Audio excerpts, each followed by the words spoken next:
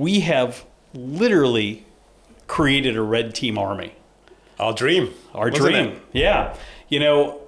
A year ago, folks, it was Marcus and I with a few trusted associates doing this around the world, doing the best that we can to teach applied critical thinking, groupthink mitigation, helping develop thinking leaders who are able to deal with the complexity and ambiguity in the world today. We were doing our best, but we always knew that to really scale this, to really reach all the people who want this game-changing approach to leadership and to decision-making, that we needed an army. We needed an army of people who thought like us, who were trained like us, who could do the things that we do.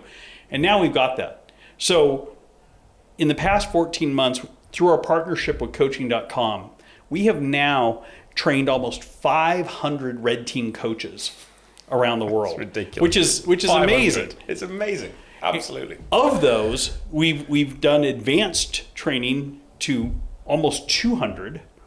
And now, starting in just a couple of weeks, probably by the time this podcast episode airs, we're taking over 100 of those and giving them the skills to become red team trainers.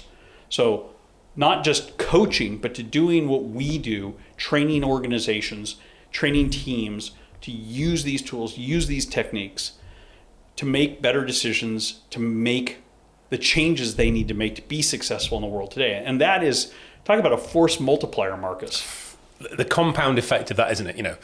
Us two together, 2 + 2 = 4 or 5 on a good day. But when you have 100...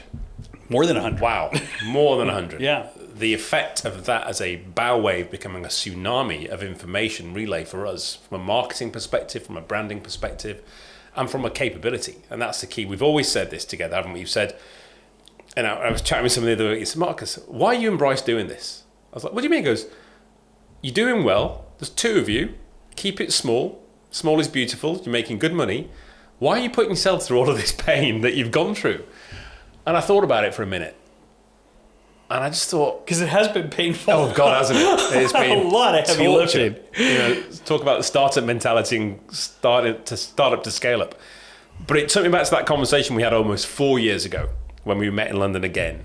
For the first time. For the first time ever, we met in London. 2019, October of 2019. October. Almost 4 years ago to the day. I know. Yeah. And we both had a discussion about what our vision was for red teaming and the capability. And it goes back to, and this is what I told the guy who asked me this question, I said, we believe we have a moral obligation to take this capability and scale it as far and wide as we can to help people make a difference by thinking differently. I forgot about that. And that's it.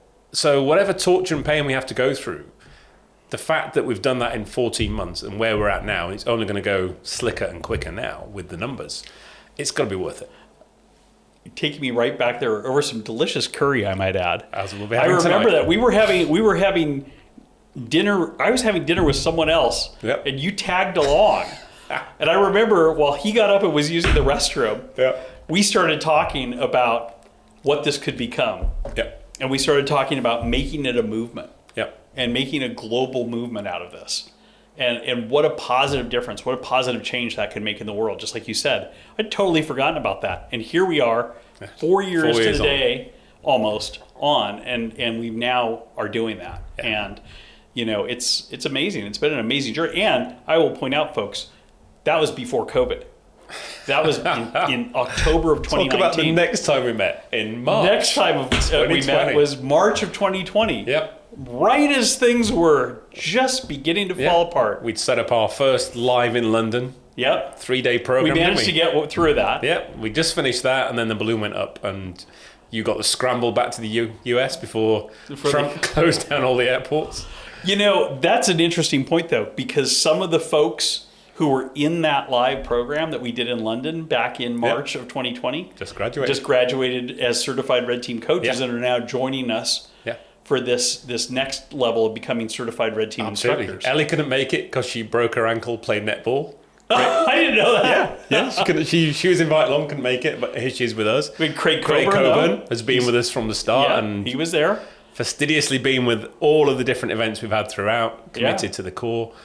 And again, we're still meeting people for drinks in London when we get together, and look at that growth from that first time we did it in London to where we are now, and we've been back a couple of times since. But then what happened on that Saturday before you flew out at the Horse Guards Hotel? Yeah, I was staying at the Royal Horse Guards, and we commandeered a small banquet room off the side of the restaurant, and To predict our fate. to sit here and figure out how to take our entire business digital, because up to that point, everything we'd done was live and in person, and that wasn't going to be possible anymore.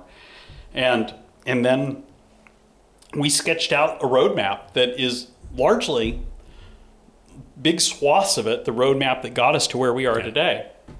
Obviously, we've red teamed it, and we've adjusted along as we needed to, which is why we've been successful in it. But yeah, we did that. And then I landed 90 minutes, less than 90 minutes before the borders were shut.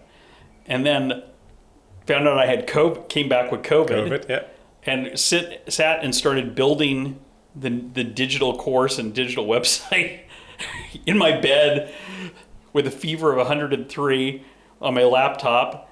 And then we delivered the first virtual training program to Kimberly Clark. And I had 103 fever the whole time. You covered it up very well. But it was successful.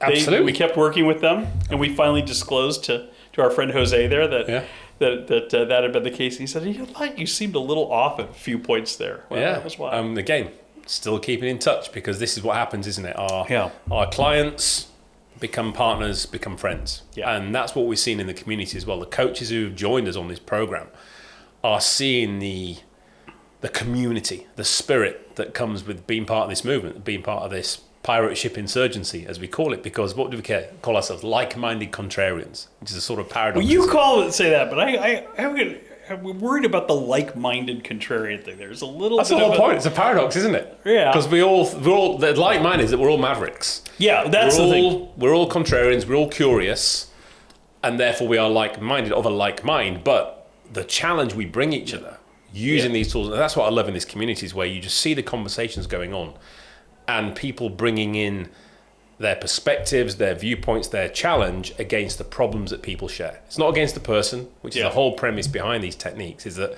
we're helping people make their plans, make their problems, make their strategies better by challenging that thing, and not the individual and their own personal ego, which we know is sometimes a little fragile. And in doing that, we help people become better leaders, become the leaders 100%. Their organizations need them to be.